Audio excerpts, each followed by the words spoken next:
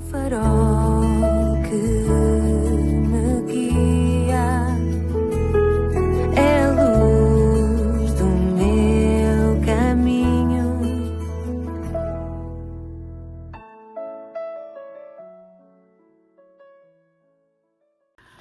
Sou o Carlos Oliveira, bem-vindo à 24ª edição do programa Pedindo Luz.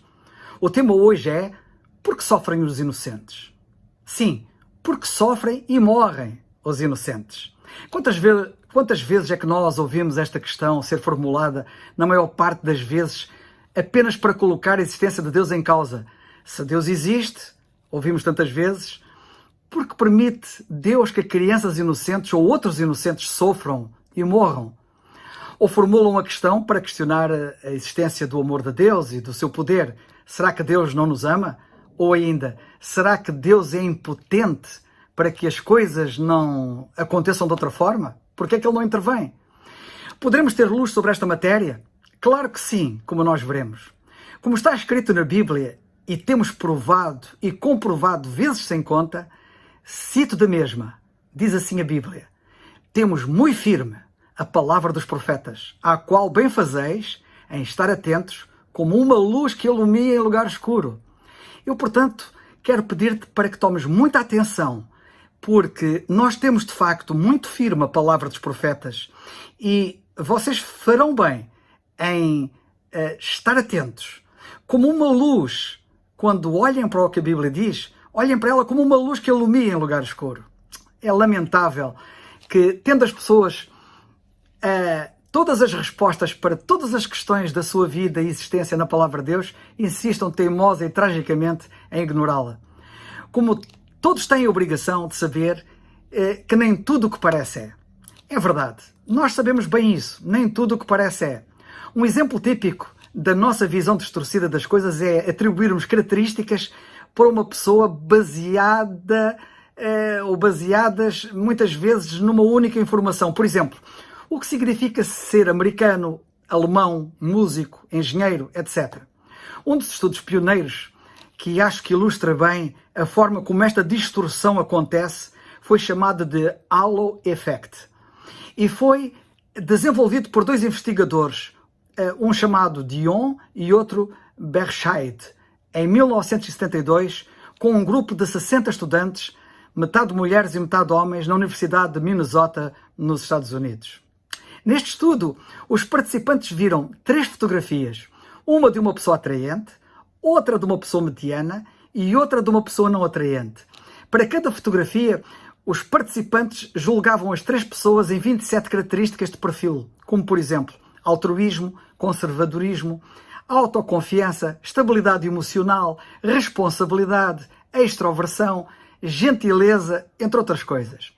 Além disto, perguntava-se também sobre o nível de felicidade em vários campos da vida, como por exemplo o casamento, probabilidade de se divorciar, com filhos, inclinação para ser um bom pai ou mãe, profissional, gostar do que faz e a felicidade de uma forma geral.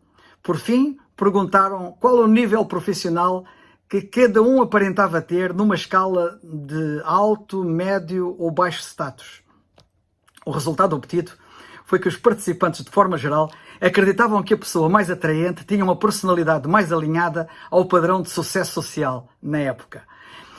Era mais feliz em todos os quesitos, assim como tinha uma carreira de maior sucesso. Isso já foi testado várias vezes em workshops, com públicos-alvo diferentes, mostrando também fotos e perguntando sobre alguns traços de personalidade, e o resultado obtido foi sempre o mesmo. Ou seja, podemos constatar e comprovar que o nosso olhar das coisas é distorcido. Nem tudo o que parece é. Nos casos vertentes, aqui exemplificados, as consequências, para quem vê distorcidamente, não têm consequências de maior.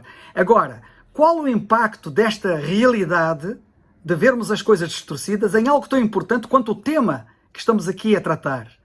Já pensaste nas consequências que te aguardam por causa do teu juízo ser errado numa matéria tão vital como esta que estamos a abordar? Vamos desmistificar e clarificar, clareando a nossa visão das coisas. Assim espero. Em primeiro lugar, as questões que as pessoas formulam visam a pessoa errada. Sim, não é Deus que elas devem visar com as suas questões. mas Satanás, pois ele, para quem não sabe, é o Deus deste mundo, ou deste século, como diz a Bíblia. Já sei o que alguns vão dizer. Satanás? Isso é uma figura mítica. Não existe. Será? Mais uma vez, cuidado. Não tenham uma visão distorcida dos factos. A alegoria da caverna é uma metáfora criada por Platão, onde o filósofo demonstra que forma podemos nos tornar livres das sombras que nos aprisionam da verdadeira luz. Esta questão da visão distorcida e vermos claramente. Esta alegoria encontra-se no seu livro A República, no tomo 7. Em forma de diálogo, Platão narra-nos a seguinte visão. Passo a citar aquilo que ele diz. Seres humanos que, acorrentados no interior de uma caverna desde a sua infância, apenas podem contemplar as sombras que são projetadas na parede, tendo como realidade apenas aquela visão. Entretanto, um deles, o filósofo, consegue se libertar seguindo o caminho que leva para fora da caverna. Contempla então a realidade, as ideias puras, retorna para o interior da caverna a fim de mostrar aos outros que as sombras não são tudo o que existe. No entanto, os demais, acostumados às sombras e acreditando que elas são toda a realidade e tudo quanto existe, não dão ouvidos ao filósofo. Mais do que isso, acabam por maltratá-lo. E tu o que vais fazer? Qual vai ser a tua reação? Todos sabemos que um ladrão, para ter êxito na sua ação e intento, deve agir sem fazer notar a sua presença. Quanto mais ele conseguir isso, não fazer notar a sua presença, mais êxito naturalmente terá no seu intento. Ora, Satanás é caracterizado nas Escrituras como ladrão e salteador, que não veio senão a roubar, a matar e a destruir, ipsis verbis. Quando ele vê a humanidade a não acreditar na sua presença, conseguiu o seu desígnio de ladrão e salteador, reunindo as condições para facilmente roubar, matar e destruir as pessoas. Além do mais, para agravar o quadro, Jesus chamou a Satanás de mentiroso e pai da mentira, no Evangelho de João, no capítulo 8 e versículo 44. Não resisto aqui em contar uma parábola judaica, dizem que é uma parábola judaica, que diz que certo dia a mentira e a verdade se encontraram. E a mentira disse à verdade: bom dia, dona Verdade. A verdade foi verificar se realmente estava um bom dia. Olhou para o alto, não viu nuvens de chuva, os pássaros cantavam e vendo que estava um bom dia, respondeu à mentira: bom dia, dona Mentira. Está muito calor hoje, disse a mentira. E a verdade, comprovando que assim era, acreditou. A mentira, então, convidou a verdade para irem tomar banho no rio. Despiu as suas vestes, saltou para a água e disse: venha, dona Verdade, a água está uma delícia. E logo que a verdade, sem duvidar da palavra da mentira, tirou as suas vestes e mergulhou, a mentira saiu da água rapidamente, vestiu as roupas da verdade e foi-se embora. A verdade, vendo aquilo que acontecera, recusou-se a envergar as vestes da mentira. Recusou peremptoriamente vestir as vestes da mentira e, por não ter que se envergonhar, saiu toda nua a caminhar pela estrada fora. E desde então, aos olhos das outras pessoas, tornou-se mais fácil aceitar a mentira vestida de verdade do que a verdade nua e crua. Pois é, temo, além do mais, que alguém dos que me ouve agora seja vítima do embuste da mentira de Satanás, que procura enganar ainda hoje, como sempre enganou desde o princípio. A realidade é que Deus criou um mundo perfeito para o ser humano e um ser humano perfeito, dotado de livre-arbítrio para o mundo perfeito. Quem ler a Bíblia logo no início sabe o que aconteceu. Não tenho aqui tempo para entrar em detalhes, bem gostaria, mas o tempo é curto. Mas Satanás, travestido de verdade, enganou Adão e Eva com a sua mentira. Não obstante, Deus os ter avisado a Adão e Eva de antemão, para terem cuidado. O resultado do seu pecado, de Adão e Eva, foi este pecado afetá-los e afetar o mundo todo, sujeitando o homem a espinhos, cardos, toda a sorte de cataclismos como terremotos, tsunamis, doenças, epidemias, pandemias e até a morte. Alguns dizem que não têm culpa do pecado de Adão e Eva, mas deixa-me dizer-te que Deus também não teve. Todavia, a realidade é que aquele pecado afetou todo o mundo e a posteridade, e afetou-te a ti e a mim, afetou toda a humanidade.